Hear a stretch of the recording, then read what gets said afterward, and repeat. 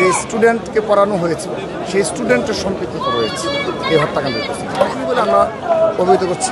সে হয়তো বা কোনো না কোনোভাবে এই ঘটনার সাথে অবশ্যই সম্পৃক্ত রয়েছে, কিন্তু আমরা যেটা সন্দেহ করছি যে সেখানে পুরান ঢাকা কেন্দ্রিক অবশ্যই সে পেশাদার খুনি হিসেবে আমরা অবহিত করছি। এই কারণে যে একটি মাত্র ছুরির আঘাত আপনারা লক্ষ্য করে দেখবেন, অপ্রাসঙ্গিকভাবে কিংবা প্রাসঙ্গিকভাবে আমি টেনে নিয়ে আসছি।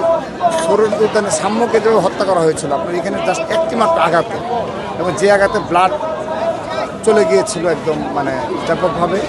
তো আজকেও সেম ঘটনা। আমি আসলে স্পেসিফিকভাবে জানতে চাচ্ছি কারণ কি হতে পারে, কি মোটিভে আসলে খুনটা তাকে করা হয়েছে আমরা সন্দেহ পোষণ করছি, এবং যতটুকু জেনেছি পুলিশ প্রশাসন এবং আমরা যতটুকু জেনেছি এই যে স্টুডেন্টকে পড়ানো হয়েছিল সেই স্টুডেন্টের সম্পৃক্ততা রয়েছে এই হত্যাকাণ্ডের পেছনে। আমরা